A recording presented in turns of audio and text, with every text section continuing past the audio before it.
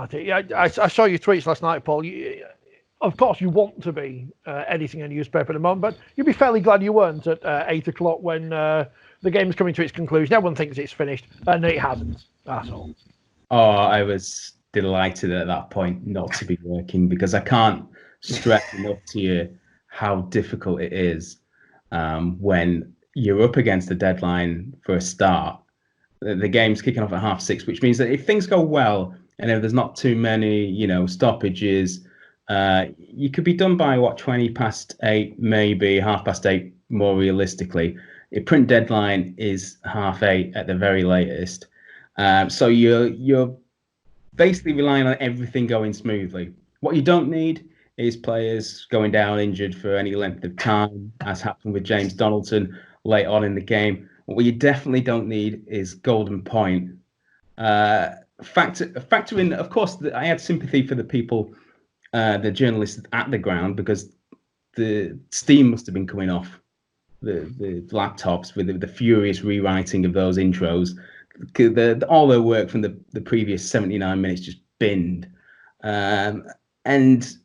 But worse than that, I fear for the editorial staff at our competitors, League Express, because I know if that was me, I mean, I nearly carked it when the £1 million game with Toronto and London Broncos. This one, I don't know what I'd have done.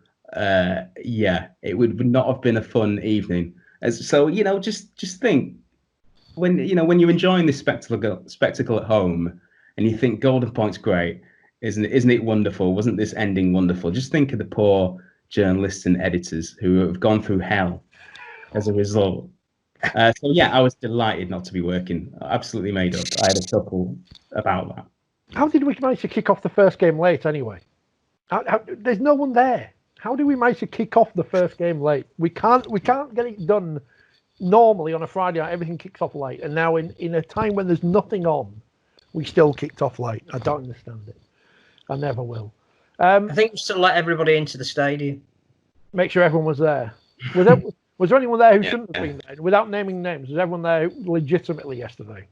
I'm told the attendance was something around 230. So all was good. Good. Liam, Huddersfield like the Bet Noir of Sheffield fans? Or is it been forgive and forget now? Because it's a long time ago. I don't. Well, in my period here, I've only been sort of involved for 7-8 years, both as a supporter then working here, and so it's not really it pulls at my heartstrings like it does with some supporters. But yeah, some of our die in the wool supporters who were around when it happened, it's still very very sore. And yeah, I don't think we played him in the Challenge Cup or anything like that since. So that should be interesting if we ever get drawn against him. Like MK Dons and Wimbledon. So those die-hard fans will be very happy with the Leeds comeback. But it was a superb finish to a cracking game. Oh, yeah, great game. I nearly missed it because I thought it's done, and I started doing a bit of cooking, and then I heard Stuart Pike getting a bit excited, so I thought I'd best go back in the living room and see what's going on. It was interesting, wasn't it? It was an implode, but. Yeah, I'm a fan of Golden Point, albeit we've experienced Golden Point, and I didn't realise it was happening. I got up at the end of our game versus Batley early this year, and our stats man Richard said, "Where are you going?" I thought the game were done, so I'm glad Sky kept reminding us about it yesterday. Mike, I thought, by the way, I mean, when Leeds scored that first try, he was like, "Oh, potentially game on here," and I'm at home thinking, "Oh, come on, Stuart," giving it the hard sell. Maybe he saw it coming. Maybe he saw something that we didn't. Yeah. You thought we were all going to turn over and watch the snooker or something. Get bored of this. Leeds were in crisis for 60 odd minutes, Phil, and now they're back again.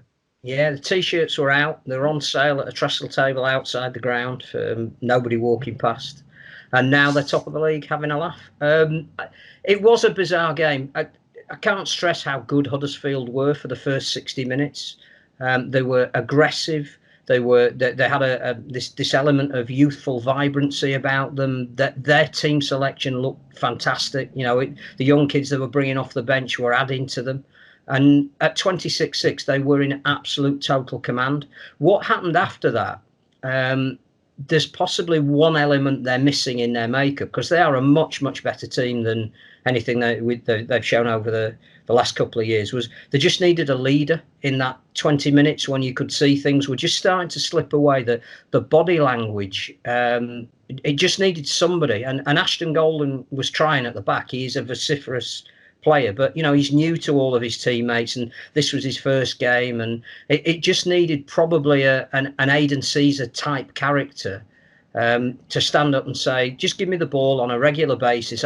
Even if I have to kick downfield, just chase it, keep them on their own line or as near to as best you can. And you could almost see that when the one thing Leeds have got is the ability to move the ball. They hadn't done it particularly well for 60 minutes, but once they started to do it, there is something a little bit irresistible sometimes about the way that they do it, in the same way that St Helens do. And if you make a mistake, it's going to cost you. But if under these new rules you don't make a mistake, it's almost possession for as long as you want it. I think Huddersfield gave away 5 penalties in that period, which, when you add that to the fact that Leeds were scoring on a back-to-back basis, it just made it impossible for the Giants to stop the flow.